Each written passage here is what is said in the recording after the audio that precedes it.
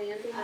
No, I don't, but this is one of my very favorite areas of study, the end times, the rapture, and, the tribulation, and I really enjoy this area of study, so I'll go that, especially because I joined late, I'll definitely follow up with YouTube video later in the week. Thanks. Okie dokie. All right, thanks, Sandy. All right. I thought I would call on Ernie and Liz next, because Ernie always has to leave by the time I get to y'all. Do you have a question or comment, Ernie and Liz? Or? Yeah, I appreciate that.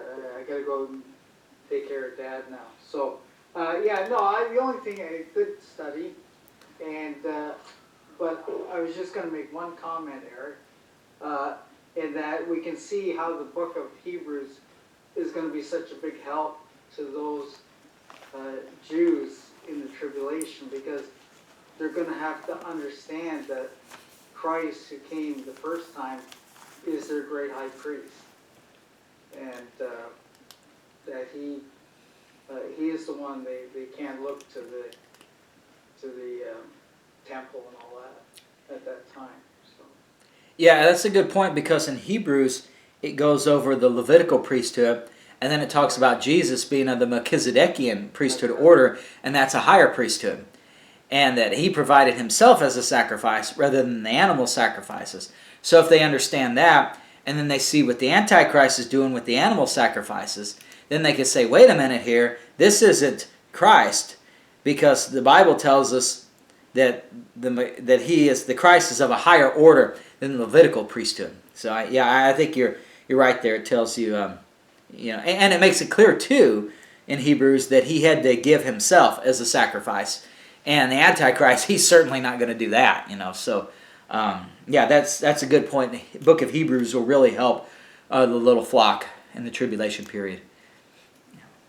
Sort of like the book of Romans for us, Yeah. The book of Romans tells us the cross for the body of Christ, and the book of Hebrews tells you about the impact of the cross for Israel. Yeah, very good.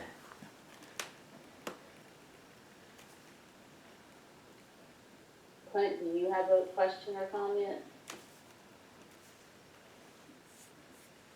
Yes, thank you. You are a deep thinker and see some things sometimes that I don't see. I haven't thought about the verse in Revelation chapter 13 about the to the image and of the image. That's kind of interesting to consider. I guess the comment I want is primarily on understanding where you are. In Daniel chapter 9, verse 26, we know that in Luke chapter 21, and also in Matthew 24, Jesus Christ foretold of the destruction of the temple. In Daniel chapter 9, verse 26, it says, and after 62 weeks shall Messiah be cut off. And most folks see that as the cross, and I do too. The rest of the verse says, but not for himself, the people of the prince that shall come shall destroy the city, the sanctuary, and the end thereof shall be with a flood, and to the end of the war, desolations are determined. And I have that, as you already know, and I've discussed this in the past. So you know my position on this verse. I think this is all part of Daniel's 70 weeks. And this people, the prince here, has to do with 70 AD, where Jesus Christ also foretold the destruction of the temple. The question is, I didn't quite understand where you had that. It seemed like you said, you correct me if I got it wrong, that after the rapture, then there's a destruction of the temple, and then the Antichrist rebuilds the temple. Did I miss that? Yeah, that's what I said, yes. I believe that there is a gap here between the beginning, after the rapture, and the beginning of the 70th week of Daniel. There's a gap. And so therefore, during that gap, it's going to be a temple destroyed, and then and the Antichrist is going to rebuild another one. Is that what you said? Yes. Yeah, I think it's right now the temple that's considered to be the temple there in Jerusalem is a mosque. It's an Islamic thing. And so I think that's why it's going to be destroyed. And then he'll build a Jewish temple and put it in its place. So that's the temple that gets destroyed. Yes, I believe it's the mosque. Yes, as it stands now, if this were rapture were to happen today, that's what I think would happen. You know, if it's yeah. And the Antichrist builds the temple. Yes, I believe so. Yeah. Okay, I just wanted that for clarification. Yeah, that would be another. That would be another type of the Antichrist where he's imitating. I'm sorry, where the Antichrist is imitating Christ, because Christ says he will build the temple. So, yeah, I think he builds it. The Antichrist builds it as a copy of what Christ did. Yeah. So, of course, we do know that Jesus Christ foretold the destruction of the temple, and that in the Jerusalem was destroyed, and the Jews scattered all over the world, and they became not God's people. So that's who I say the people, the prince is Titus when it came in. And if you take it that way, then that's all included in the 70 weeks. But I just needed that clarification. Yeah, I think where we differ is that you have I have the Messiah being cut off to be the end of the 69th week. And so then I have the destruction of the temple being, like I just mentioned, still future. Whereas you have the Messiah being crucified before the 69 weeks, and so then the Daniel 70 weeks continue until 70 A.D. If I'm saying this correct, what you believe is that it continues till 70 A.D. and then that temple is destroyed, and then there's still, is it 2.5 weeks left after that out of the 70? Yeah, of course, I've got the Jesus Christ being crucified after 62 weeks. And Right. It isn't the same 62 weeks in the verse before. But if you take any other version, it adds the word "the" there, which you know, and that destroys the interpretation of it. So what I was trying to do is just get where you placed it. You and I have already discussed, I guess, my understanding of verses. I wasn't wanting to do that. Just understand about your destruction of the temple. So I understand it. So thank you. Mm-hmm.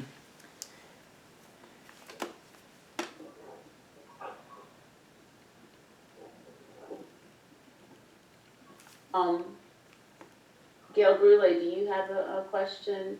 And I need to go help Lenny with something, Eric, so I was thinking Gail Brule and then Paula and Elwood and then maybe, and then Gail Salvage. Because some of the people on the call don't have any questions. Okay. I'll be right back. All right. I don't have any questions, Eric. I just wanted to thank you for the study. I'm learning a great deal, and it's really an interesting study, and it's well worth it, even though we won't be here for this period, for us to know this. I think it's important for us, especially, if we're trying to help other people come with us. Yeah. So, Yeah, it's thank you very much. a lot easier to get saved now than to Yes. after the rapture and then have to go through all of this. We saw that 1/4 of the people were killed in the first half of the tribulation period. A later judgment has 1/3 of the people killed. So that's half of the population. As if you, Wow. if you start with, it'll work with any number, but let's say you start with, just make it easy. Let's say there's 10 billion. 'Cause it'll be easier on the math. So if we have 10 billion people in the world, and 1/4 of them are killed in the first half, well, that's 2.5 billion. So now you're left with 7.5 billion. And then 1/3 of the people are killed in the last half of the tribulation period. Well, 1/3 of 7.5 is 2.5 billion. So you take that from the 7.5, now you're left with 5 billion. So now you've got half of the people on the earth at the end of the tribulation period, as opposed to what you had at the beginning. So, you don't, and plus there's torture and torment, of all the other plagues. And that's just talking about people who are killed, but you got all the other things that happen too. So when you think 50% of the world gets killed during the 7 years. And that's a huge number. And then they're all being tortured and going through those things. So we don't want our loved ones to have to go through that stuff. So if we can communicate some of this to them, and especially a lot of people, they may not be interested in faith and the book of Romans, but end time events, they may have some interest in it. Yeah. So you may be able to share some of these things with them, and maybe that leads you to sharing the gospel. So I think it is important for us to understand these things, even though we won't be here at the time. Yeah. Well, thank you very much, Eric. Thank you, Gail. So Paula and Elwood, I guess you're next. Do you have any questions or comments?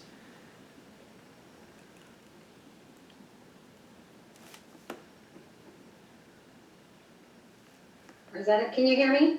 Yes, I can hear you now. Yes. Okay, so Israel is not God's chosen people during the dispensation of grace, during that. Yes. After the rapture, they become God's chosen people again. Yes.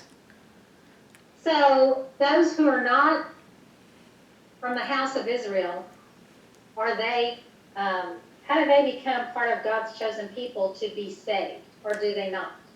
Well, it's the same, the covenant that God made with Abraham in Genesis 12, verses 1 through 3. He says, I will bless those who bless you and curse those who curse you. And if you read Matthew 25, in fact, let's go over there to Matthew 25.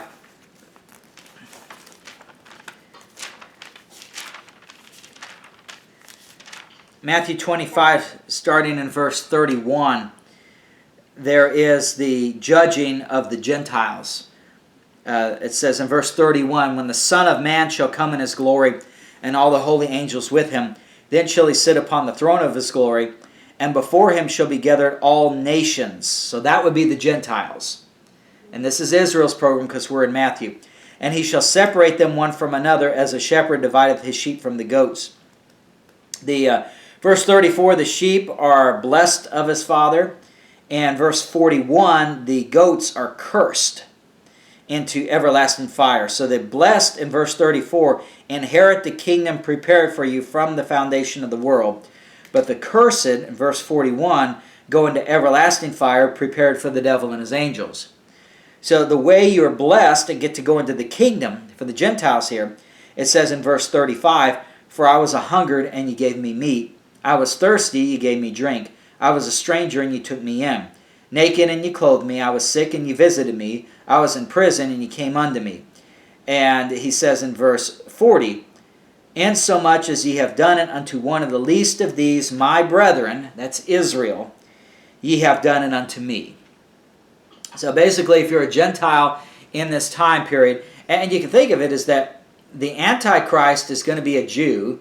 It's a Jewish temple. It's a Jewish law. He's in Jerusalem. So the ones who are most affected by, because Satan understands that Israel is God's people again. So the ones that are most affected by the policies of the Antichrist are the Jews. That's why Jesus told them in Matthew 24, when you see the abomination, desolation set up, as spoken of by Daniel the prophet, when you see that happen, flee to the mountains. Get out of there. Because if you stay in Jerusalem, you're going to be killed. For example, there's a type of that image in the book of Daniel. And I'm sure you're aware of that, where Nebuchadnezzar has an image of himself built, and you must bow down and worship it, or you're going to be thrown in the fire. Very similar to the image of the beast. Thrown in the fire furnace, you're going to be killed. The 3 Hebrew boys were thrown into that fire. Now, Daniel was someone who served the Lord, but he's not even mentioned in that passage. And I'm sure that Daniel did not bow down to that image. Being the man of God that he was, he did not bow down to that. So where's Daniel in all that? Well, he wasn't in the area when that happened. And so I think what happens is a lot of the Jews understand, the Bible believers understand when that image of the beast set up, they go into the mountains. And so then they basically have to fend for themselves. And so if you're a Gentile during that time, since you're not in Jerusalem there, and he's primarily going for Jews, then you may have the opportunity to be able to feed, and clothe and shelter the believing remnant of Israel. And if you do that, according to Matthew 25, you'll be saved. Another way is you could also become a proselyte, where basically you like Ruth did, for example. Ruth was a Gentile. She goes with Naomi, and she says, your God will be my God, your people will be my people. And so she becomes a proselyte Jew, so to speak. So a Gentile could do that as well. They could put themselves under the Mosaic law and want to join that. And so then they would be, that's another way they could be saved. So it's either one of the two. They could either become a proselyte, a Gentile could become a proselyte, put themselves under the Mosaic law and obey that, or they could do what Matthew 25 says, which is what most of them would do. They basically bless Israel. They recognize that God is with them, and they don't recognize the Antichrist, so by faith, they bless Israel with food, shelter, clothing, etc. Rahab is a type of that. James 2, she's commended. Rahab was a Gentile, and she's commended as being justified by faith plus works when she sent the spies out, the government out a different way so that they couldn't find the spies. She blessed Israel, and so then she was saved. And that's a type of the Matthew 25 here. So if you're a Gentile, you miss the rapture, and then you say, I really blew it. Paula and Elwood were right. I should have believed the gospel and be saved. Then what they need to do is turn to Matthew 25 and then bless Israel, helping them out as they're fleeing from the Antichrist and his forces. And then they will enter the kingdom. Wow. Okay. Thank you. Thank you. Very good question. Thank you. Hey, Gail, do you have a question? Gail Salvage? I have to ask a question. God knows all, so He knows who's going to be saved and who's not going to be saved.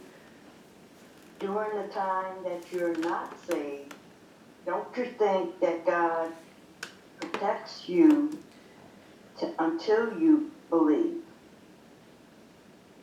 Yeah, I think so. If God, like you say, God knows everything, and if God knows that if you live to be on your, let's say He just knows that when you turn 65 years old, you're going to believe the gospel and be saved. In His foreknowledge, knowing that, I think He would make sure that your life is preserved until you reach age 65, so you can believe the gospel. I mean, I don't really have a scripture for that, but I know that God is not willing that any should perish, but that all should come to repentance. And He has the foreknowledge of every decision we would make. So it makes sense to me that He would preserve your life until the time that you would believe. Yeah. I could believe that too. Thank you. And also, I want to say, I went to a wedding, a Catholic wedding, of course. They had the fat statue of Mary with the queen, with the crown on her head, and they got to go and present some roses and all this stuff. And I just sat there and I said, "Oh God, please, take me through this." Yeah. Oh, I know. Yeah. I know what you mean. I've got family like that, and I've been to a wedding like that. It's yeah. When you know the truth, it's hard to get through something like that. Okay. Thank you, Eric. Thanks, Gail.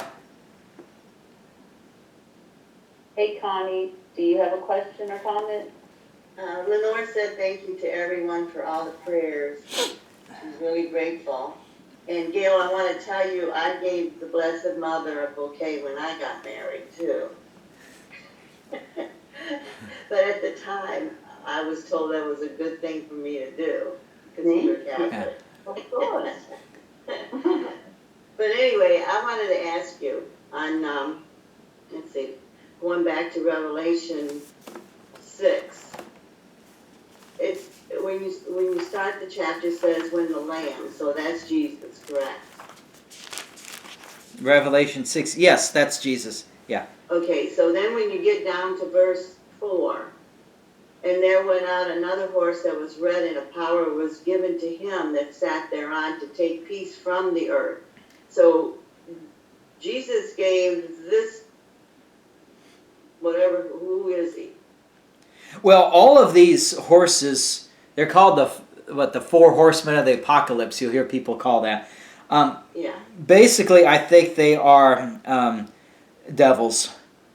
So that Jesus gives this devil power to take the peace away from earth. Is that what that's saying? Let's see. Well, it says power was given to him. I think in verse 2, the one that is on the white horse, it says, he that sat on him had a bow, and a crown was given unto him, and when he went forth conquering and to conquer. I think that's Satan there. So I think verse 1 is the Lamb, Jesus Christ. He opens the seals, and then he gives the power to Satan to basically have over the entire kingdom and over the entire world. And so then but in verse 3, it says that he opened the second seal. Yeah, and then it says in verse 4, power was given to him. I think the power was given to him by the devil. So I think Jesus is the one who starts the seals, and he gives power in verse 2 to Satan. And so then Satan is over, and then Satan does all this stuff through these devils. And Satan gives the power that he has to the one on the red horse and all the way down the line. So God is giving Satan, since God is the God of the world and everyone, he's giving Satan power to do all that then. Yeah, it's just like in the book of Job. Satan comes to God, and then he says, well, have you considered my servant Job? And he tells him, well, you could take away, these things from him. And then in Job 2, he gives him another opportunity. Well, you could do this. So I think that's what he does, is because the world is so against God. Like 2 Thessalonians 2, it says God will send them strong delusion that they will believe a lie and be damned. So, I think God gives Satan this power. Basically, it is he's going to allow Satan to get the greatest power he's ever had on this earth, so that it basically separates. It's like that parable of the wheat and the tares. He says, here are some wheat. Those are the people who believe the gospel. Here are some tares. They're the ones that are the false believers. They're not really saved. And he says, I'm going to let them both grow up in that time. And then at the end of the tribulation period, then we can see who's the wheat and who's the tares. So I think what he does is he gives this power to Satan and allows Satan to do all this stuff during the tribulation period, so that now it'll be easy to see who's on Satan's side and who's on God's side. Because when he sets up that image of the beast and says, you bow down to it or you'll be killed, and God says, if you bow down to it, you're going to have your place in the lake of fire. That forces everybody to make a decision. You're either going to side with God and possibly be killed physically, or you're going to side with Satan and be killed spiritually. And so I think that's why God allows Satan to have such great power during that time, is that he's separating the wheat from the tares. We got to see who's the true believers and who doesn't believe. Yeah. Okay, that makes sense. Thank you for clearing that up for me.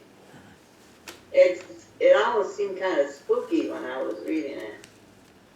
Yeah, well, you could see also when we read Revelation 13 and verse 2, it says that the Antichrist, the dragon, which is Satan, gives the Antichrist his power and his seat and great authority. So you can see that Satan has all this power on the earth during that time. Oh, thank God we won't be here. Yeah, that's the good thing is, we want people to believe the gospel now so they won't have to go through all this stuff. Yeah. Right.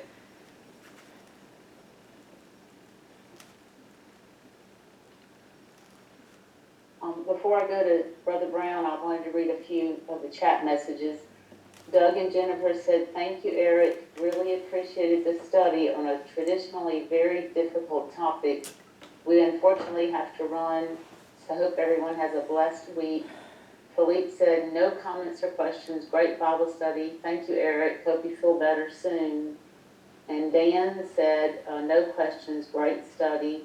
Michael said, I hope you get better soon, Eric. Thank you for your time and teaching today. No questions today. Thank you.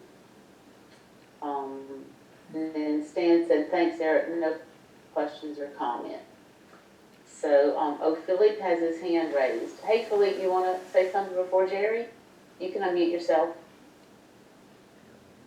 Yeah, hi, sorry, actually I do have a question now. Okay.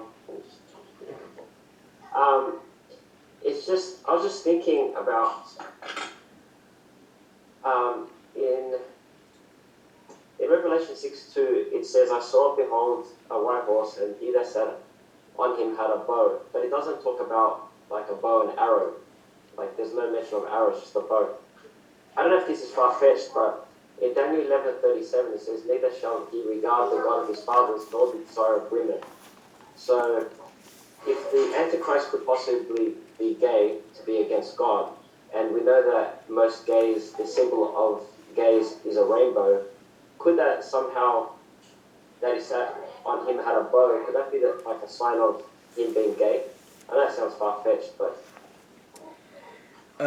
That's actually a good thought. I always thought of it as a bow and arrow, but you're right, it doesn't say arrow.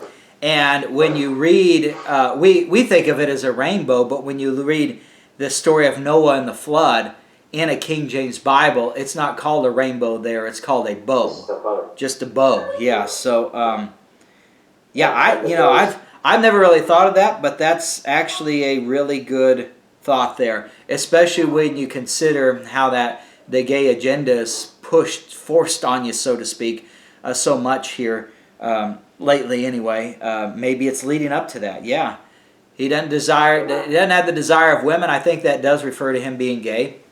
I'm glad you shared that. That's a good thought. I'd say it's a good educated guess on what that may mean. Yeah. That's very good. Yeah, I just thought, as you were talking, I just thought of that Daniel verse, and then you said the bow, and my mind just started thinking, yeah. Yeah, very good. Yeah, thanks for sharing. Yeah. Thank you.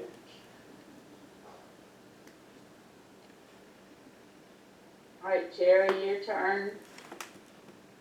Yes, following up on what Connie brought up, and you can give us some understanding on those riders. It made sense, Eric, about those being devils, and how God has turned over whatever human beings desire on planet Earth.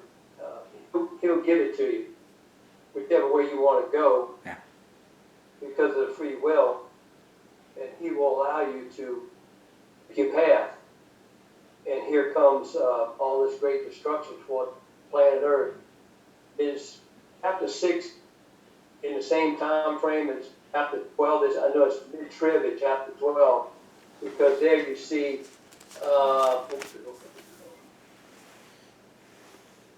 where he said, woe to the world, starts in chapter verse 7, where they're cast out.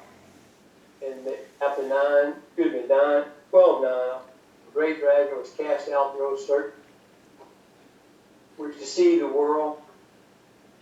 And he says, woe to the world. Is those two correlated, or is that different time spans? Now, that is halfway through the tribulation period. Yeah. Right, chapter 12. Yes. So that correlates, so it comes together with those riders coming to earth in chapter 6. Well, the four riders in Revelation 6, that happens in the first half of the tribulation period. And so it would be, what happens in Revelation 12 is just after that. Because that's the mid. A lot of events happen right in the middle of that tribulation period. And that's, Revelation 12 is in the middle. And the four horses are before. Very good. So you have the 6, which is before the mid-trib, before mid, taking place. The attacks began in chapter 6 by these beings on these horses, and God is giving over to earth what they asked Him for. They have denied Him, and then in mid-trib, there's another round of destruction coming. Yeah, I see what you're saying. It's sort of like, God allows them to win these victories on earth in these, through these things that happen in those first 4 seals. And then it's right after that you've got the war in heaven.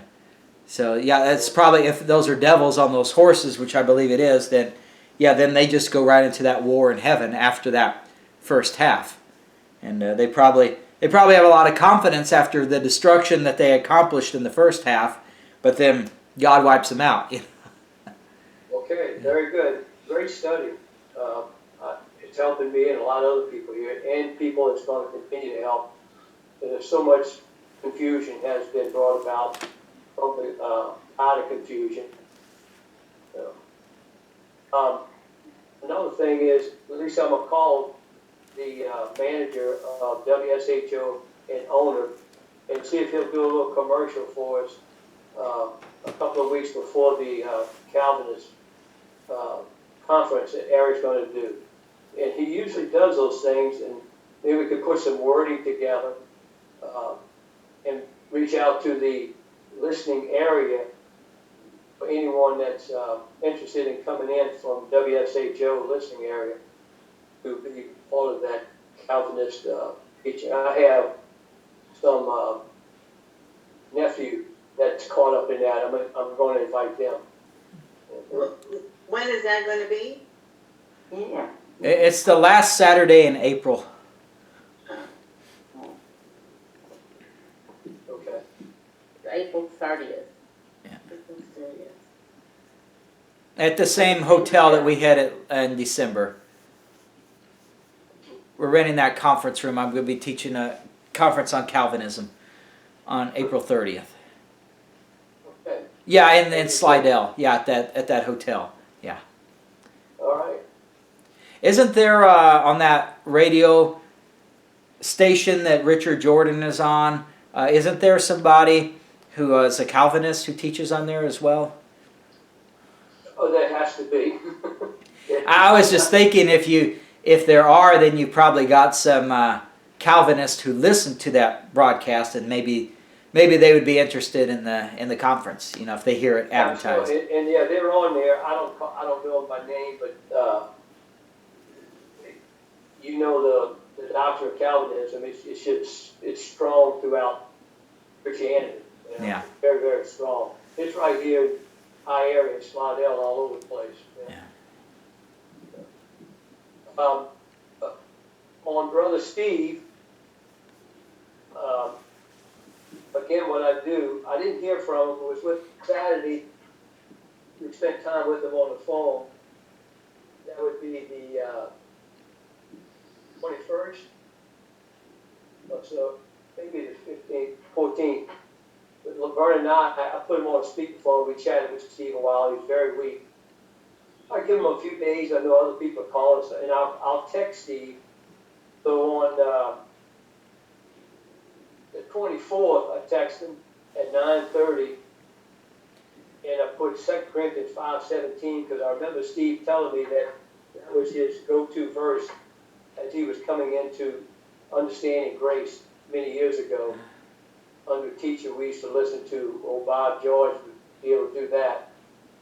And I said, 2 Corinthians 5:17, thinking of you, your favorite verse. And I sent that to him.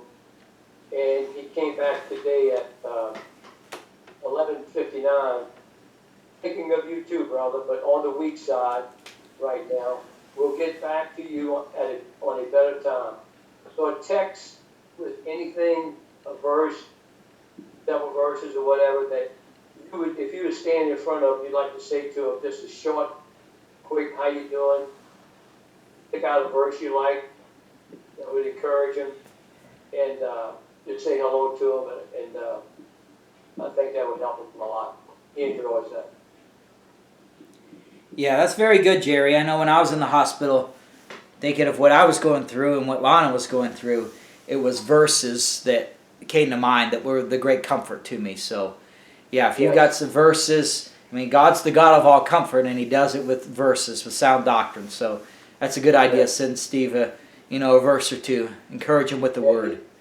Yeah, it don't have to be much. He'd be glad to hear from us. Yeah. He sent me a check for February. I may have told this story already. I don't know. when I talked to him last time, he said, I got you a check in the mail for February WSHO payment radio station. He said, I'm pretty sure that's gonna be the last one. Ah, So he's getting ready to leave. yeah. But, you know, I think about him often and think about, miss him. But yet, like I told him, I said, well, keep looking for us, because we're not gonna be far behind, you see. We're a bunch of oldies but goodies out here, you know. So, we'll be right up there sooner than later. He laughed at that, he thought that was good. Yeah. That makes me sad. I don't want any of y'all to go. Jerry, how's your face? I don't know, you can see it. We can see it, it's nice and red. Yeah. And what are they doing? Is it working? After they burn it 20 times, then it starts the healing process. So the last burn was the 18th of this month, and now the good skin cells grow back. They kill everything, but the good skin cells can regenerate, and you would hope that the cancer cells don't regenerate. That's the key to the whole thing. So that's the process it's in. You just leave it exposed, keep a little cream on it, and everybody's